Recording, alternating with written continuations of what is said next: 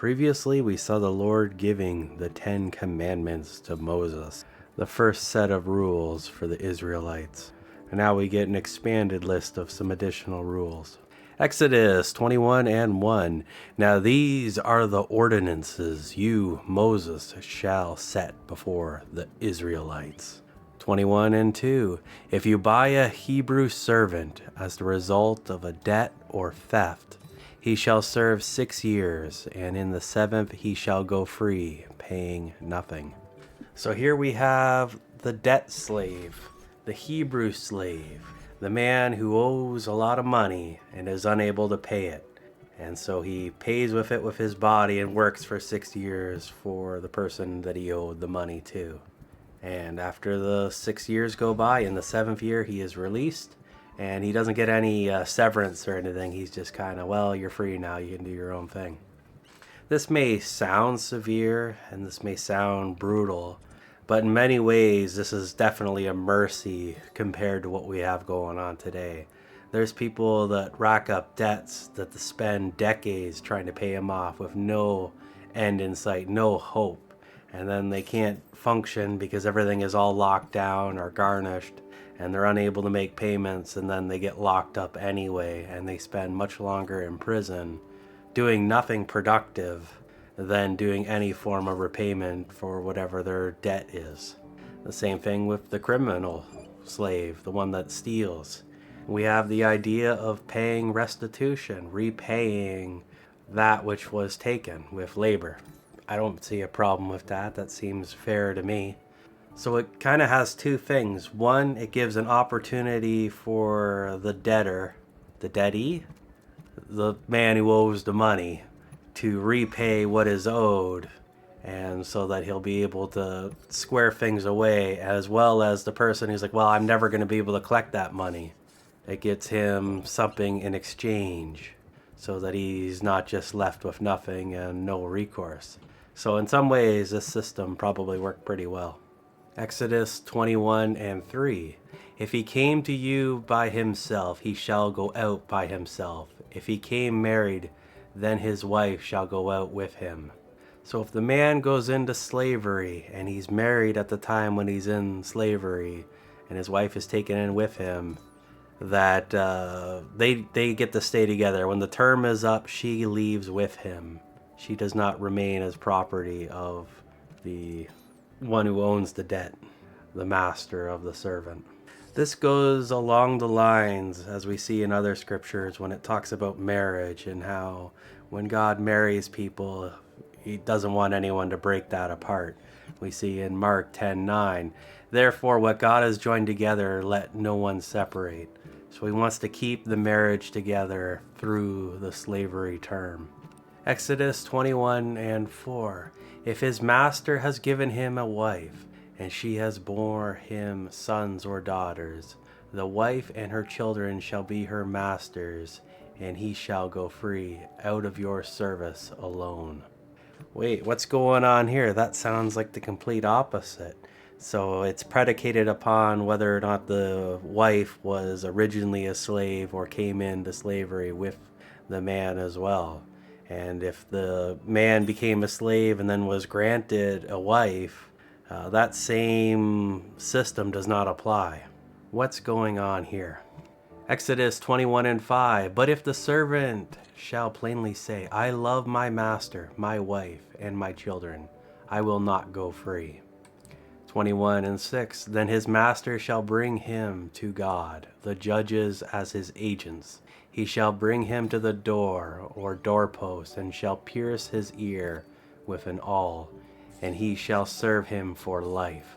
So here we have the idea that the man will have the opportunity, if it so be his choice, that he can remain a slave and stay with his wife and children. We have the judges here showing up, and they need to be there to make it official. So it's not something that the slave master can just say, well, he decided to do this, or forced him or coerced him into being a slave forever.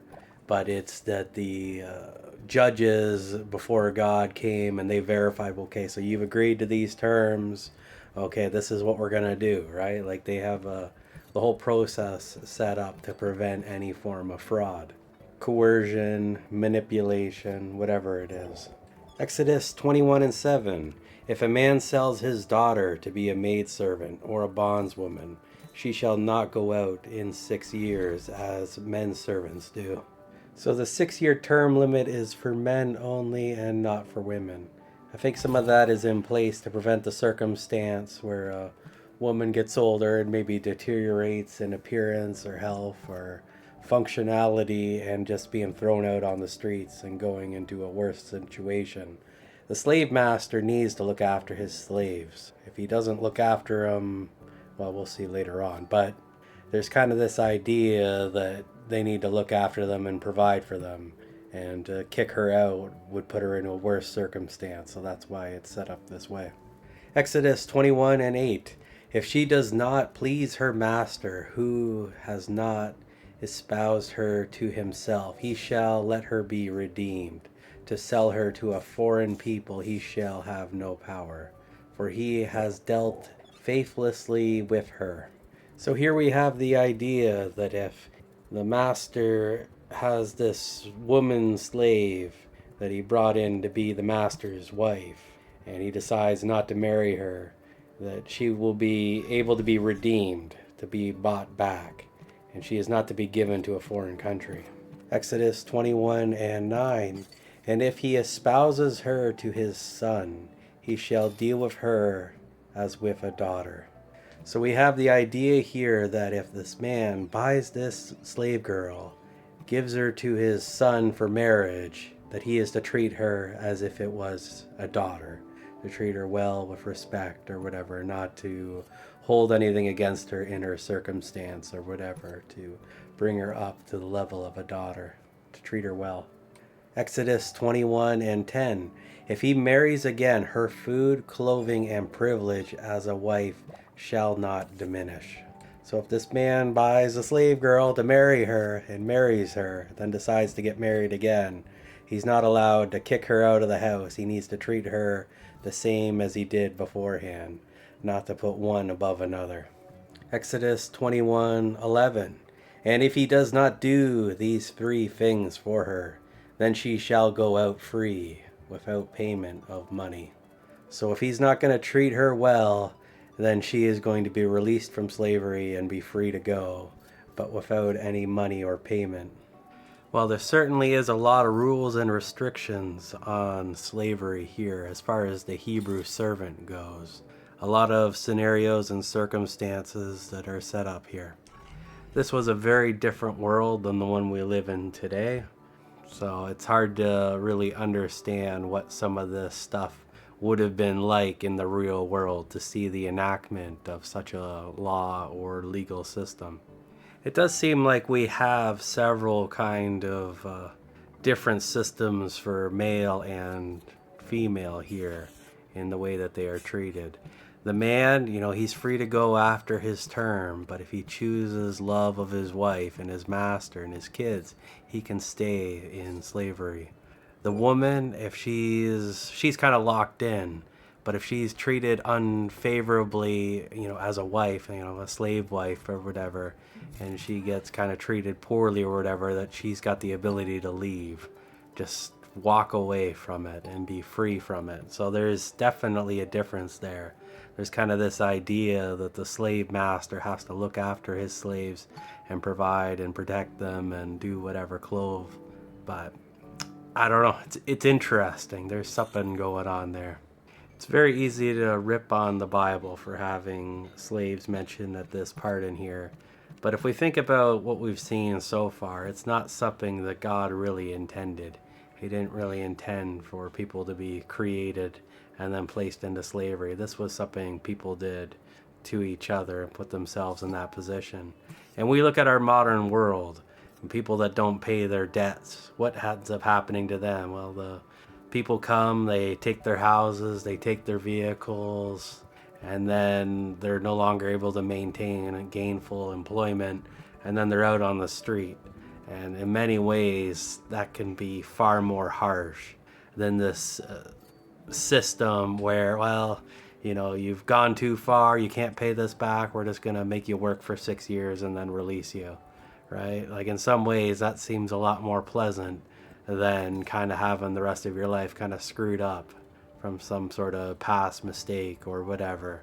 Or we have the idea of insurance, of something, a system to protect the people so that they aren't just left out in the wilderness to die. Exodus 21:12.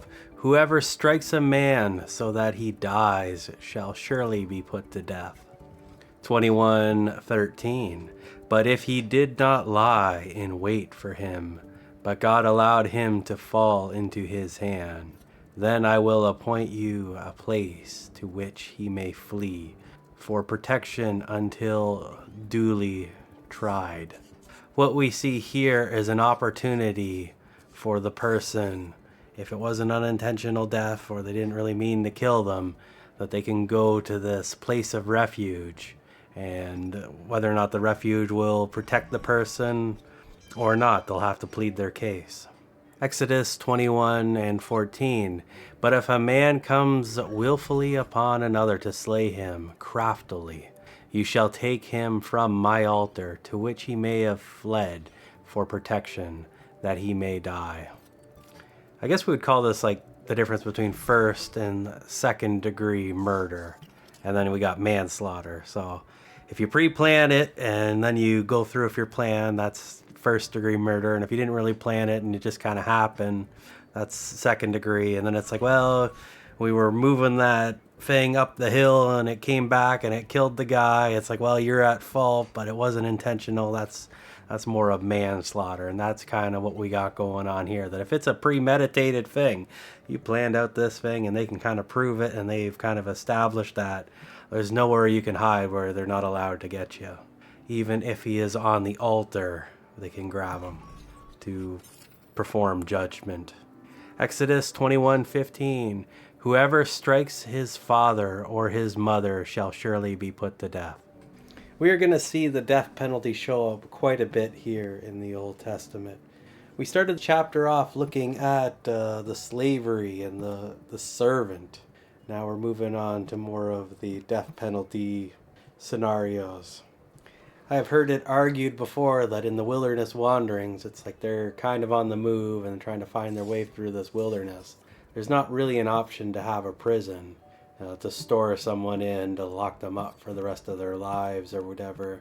And maybe if they were made a slave, they would be very disobedient and could be very troubling to have around and could cause more problems. So the death penalty seems like a good option in that case or instance. You also wouldn't want to have a murderer around as well. Like if they kill someone once, they could probably do it again. So that's the safety aspect.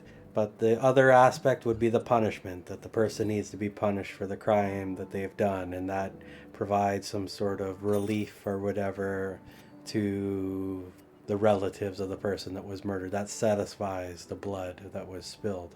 Now we're getting into this idea of the child, which doesn't necessarily mean that they're young.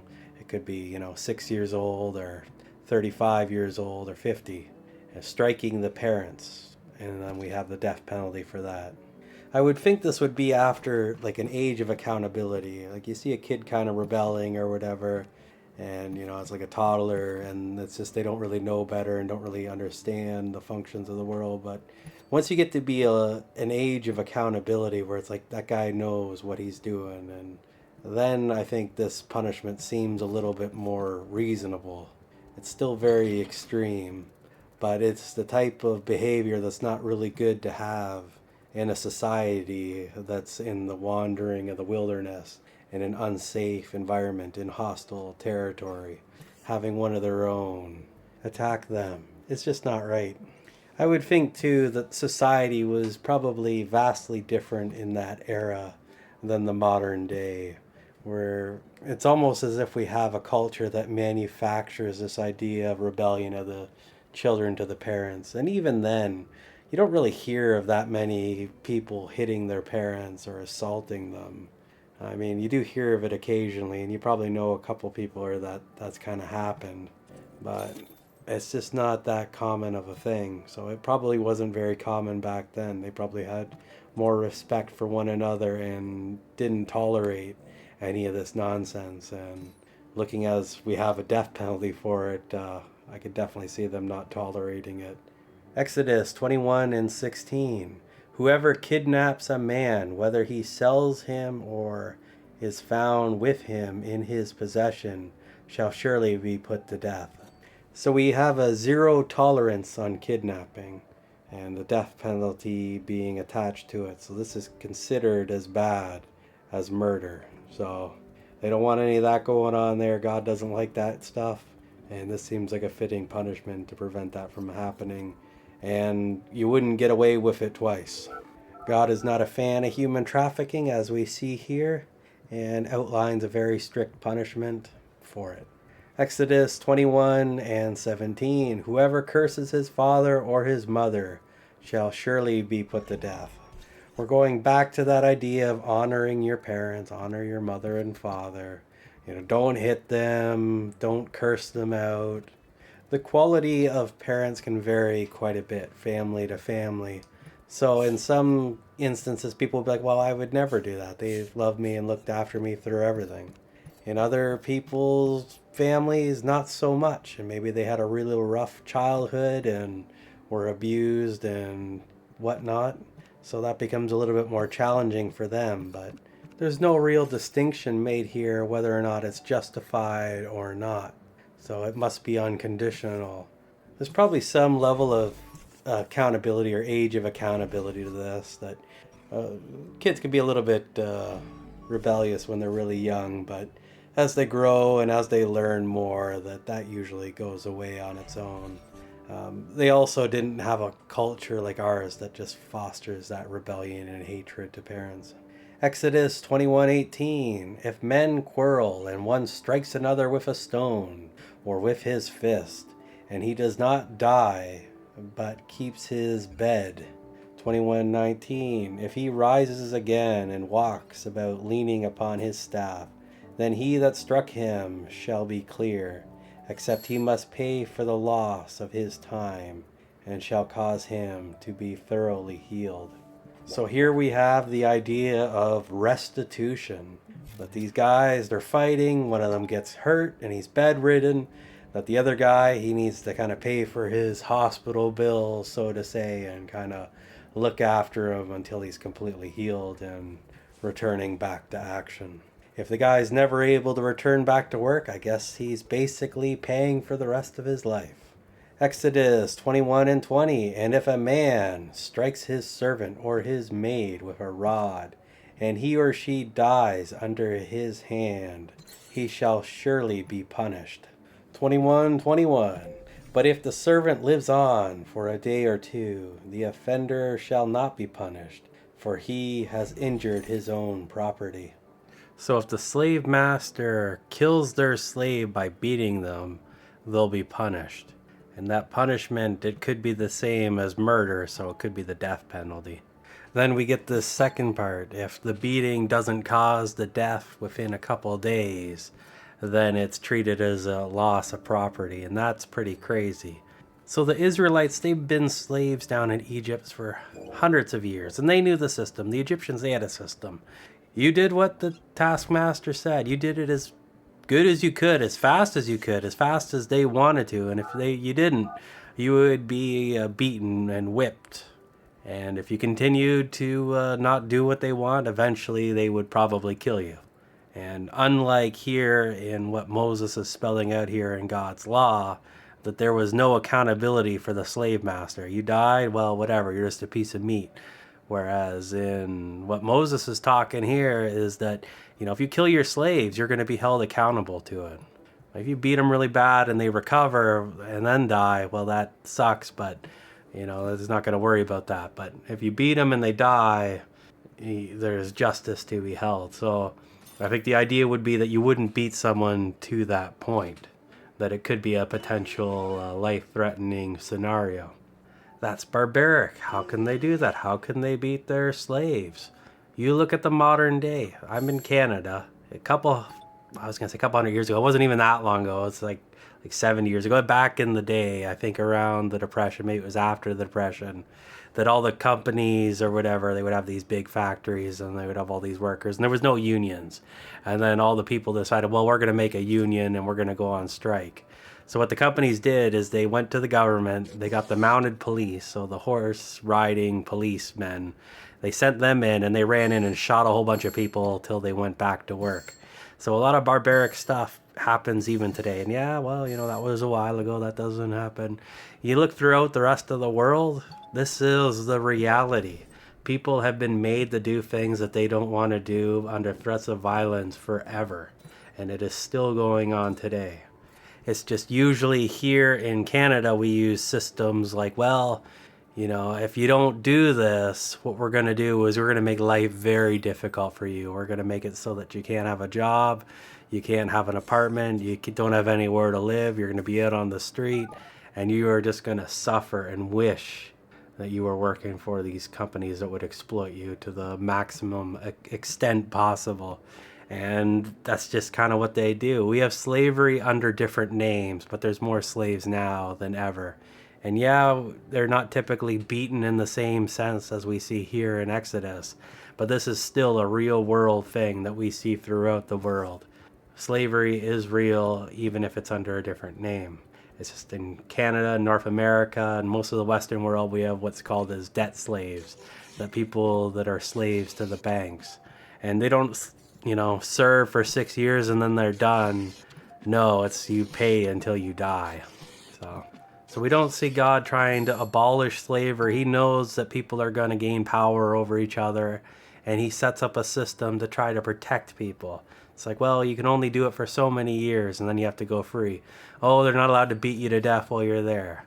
That you get to go free one day or whatever. And that if they do go too far, well, then there's going to be a punishment for them. A very different economy than what we have today.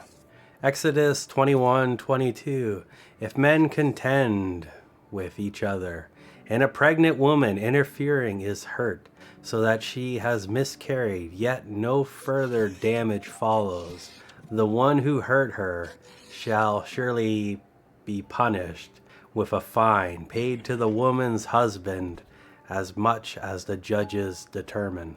That sounds like a very specific law that was probably made for some very specific reason. But who knows what the circumstances and why we have this here spelled out. But many of these ideas here we see are expanded on later on in the book of Leviticus.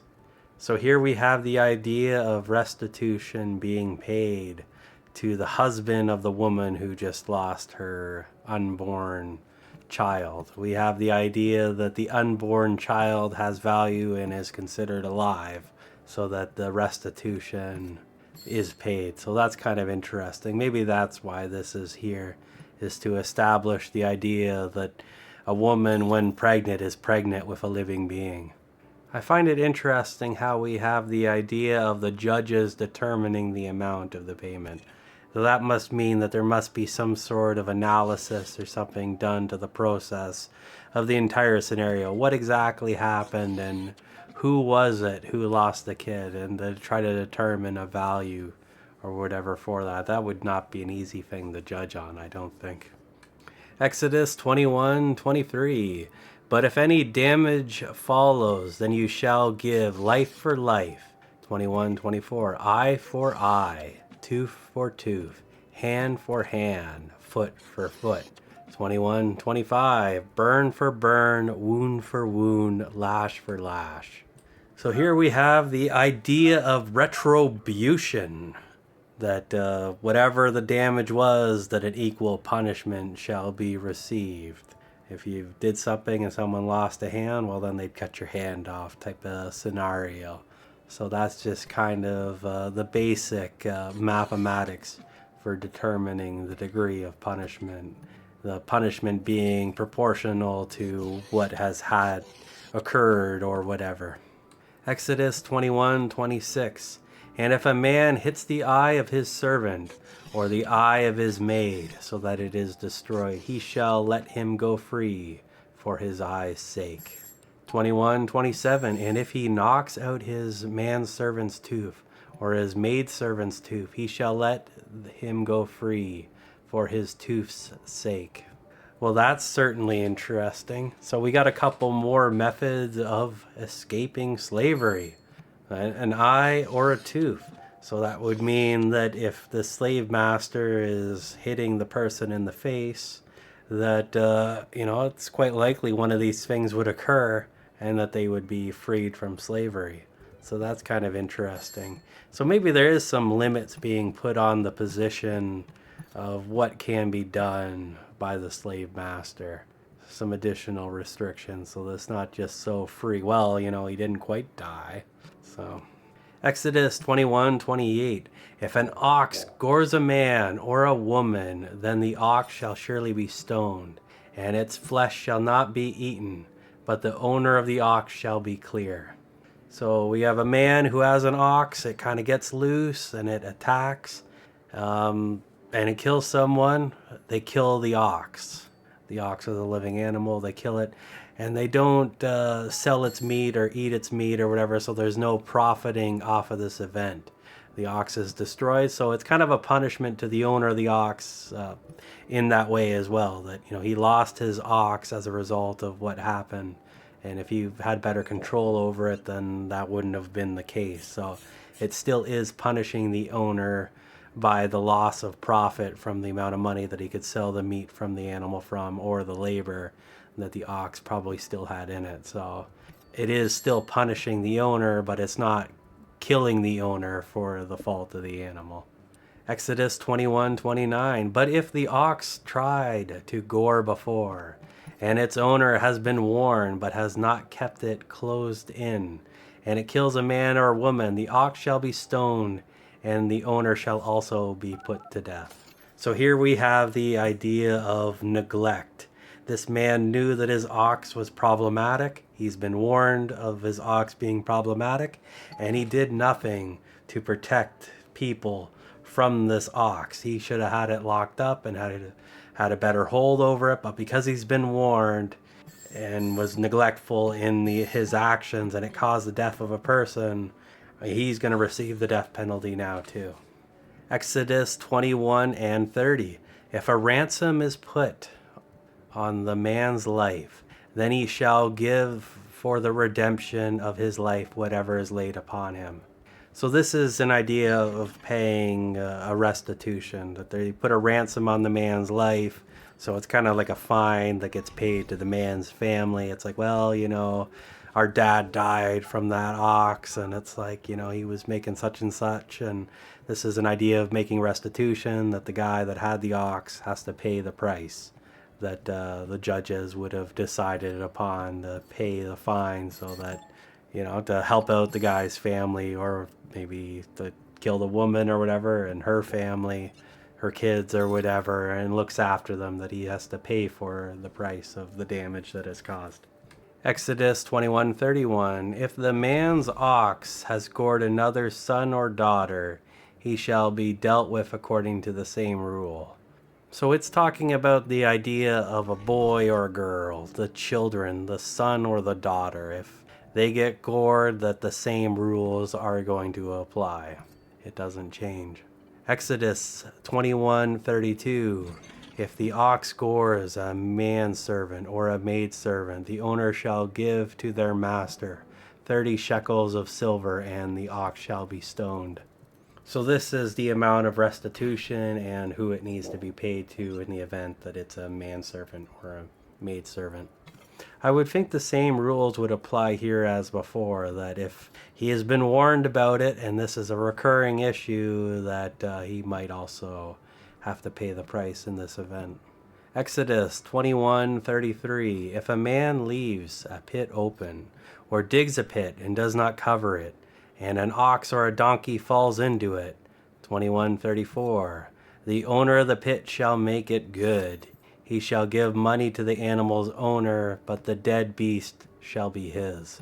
So here we have the idea of neglect again. The man, he digs this pit and he doesn't mark it or whatever, and this animal, it goes and falls in the pit and breaks something or dies or whatever it is, that He's got to pay back the value of the donkey to the owner, but he gets to keep the meat of it. It's as if it was a transaction, and he gets the meat in the purchase. So it was as if he would have bought the animal.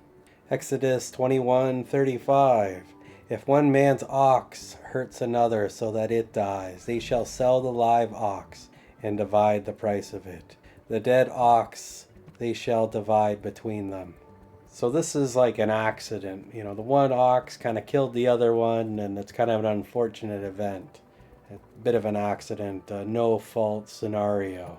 So they sell the living ox, and they take the money and they split it, but then they also split the meat of the dead ox. So both of them kind of walk out the same after the event. And it's just kind of an accident. No one's really at fault, but it's a way for them both to walk away from it. As good as things could be, right?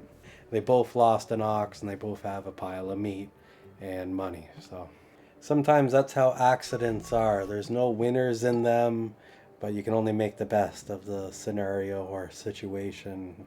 Exodus 21:36. Or if it is known that the ox has gored in the past, and its owner has not kept it closed in, he shall surely pay ox for ox, and the dead beast shall be his. So this is similar to the scenario we saw before, that idea of neglect. So if this man has a troublesome ox, and then it kind of gets loose and does this goring action, he's going to pay ox for ox. So he has to give an ox to the man whose ox he killed. I guess in this instance it's probably his ox that he has right there, because that would be an ox for ox. And the man, he also gets to keep the dead animal, so he gets all the meat from it as well. So the guy that was neglectful, he's kind of left with the short end of the stick. But then again, he did kill the other man's ox with his ox, and that's just no good. Well, there we go. That is the end of the chapter. That was fun.